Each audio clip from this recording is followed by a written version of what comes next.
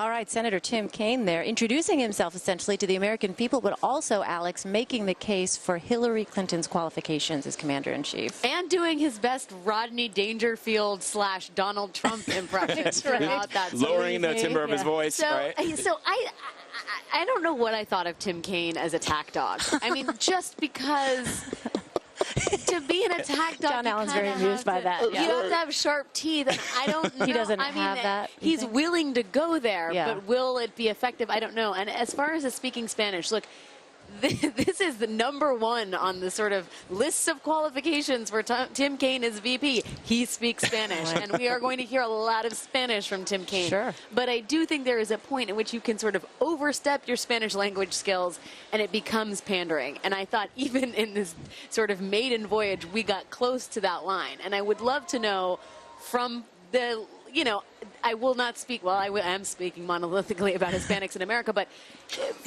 I would like to know how that is playing. Yeah. Because, you know, I think on one level it's maybe great, but on another, you know, I just think you need to deploy these things carefully. Isn't he, though? Isn't that one of the reasons she picked him, John? Because he can be an attack dog? Well, I think the reason she picked him is that he's credible as somebody who could take over on day one. He's somebody who's... No, but I mean, one of the qualifications that she needed was somebody other than those things which are very important, the ability of the vice president to take over for the president. I mean, that's always what you want. You kind of want somebody in the vice president that goes out and does that thing. But I also think that those types of qualifications are a little passé. And the way that speaking Spanish to try to appeal to Hispanic voters is a little passé. Like the next generation, they're like, no, I actually care whether the vice president can do the job. Polling actually reflects that among the Hispanic Americans. If you look at the polling, it is not a requirement for leaders, for the Hispanic community to be able to speak in Spanish. Right.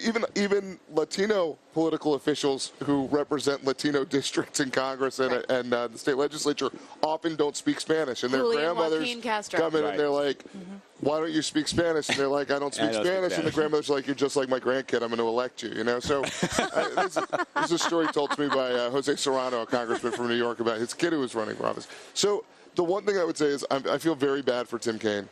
You do? Because he was upstaged by his tie. I mean, that was perhaps the lowest Let's key. show that. What are you talking about, Jon Allen? I don't remember the tie. I don't remember either. It's funny, John, you were saying that. I was thinking in my head, what's up with the tie and the shirt combo? Because... yeah. I just mean he was There's a lot of blue. You guys, it's a Democratic National Convention. Blue is the color. Blue is the color. I mean, he was upstaged by everything up there. I mean, that was the lowest key convention speech by a principal. Can I say one thing? Yeah. And it may or may not be substantive, but it's after the gavel out. Yeah, exactly. So, you know, I think that I actually expected the heckling for Tim Kaine to be louder. Yeah, we thought that was going to happen. You know, when Leon Panetta got up there, the jeering was deafening. It derailed his speech in many ways. I thought because Tim Kaine sort of represented the Clinton pivot to a more centrist candidate away from the Sanders progressives, I thought they would be more vocal. I was surprised that they weren't, and I think that is evidence. We've seen it. We've seen sort of pieces of that in the recent days of the party really coming together. And I have a piece up on the Atlantic where, you know, I interviewed a lot of young people who are former Sanders supporters, and they are reluctantly, but nonetheless, are on board with a Hillary Clinton candidacy. So I think that for Democrats bodes well for tomorrow night in terms of keeping it relatively calm. And when you spoke to them, Alex, did they say that part of that is their unification against Donald Trump? Not necessarily for Hillary Clinton, but against a Donald Trump presidency. I think there's a sense that they have been unfairly characterized as nihilists who don't understand, you know, the way institutions work. They are pushing back against that. At the same time, there is a reluctance to give up the mantle of activism. They want to be able to do both. They want to have one foot outside on the protest line and one foot inside at the convention hall. Whether that is doable in American politics remains to be seen, but nonetheless, they have acquiesced to what will happen on Thursday night, which is when she takes the rostrum. All right, Alex Wagner, I know you've been up early. I know you have to get up early. Thank you so much. I don't know how you're doing it. Yes, Alex. Thank you. After the Thank you so much, Alex.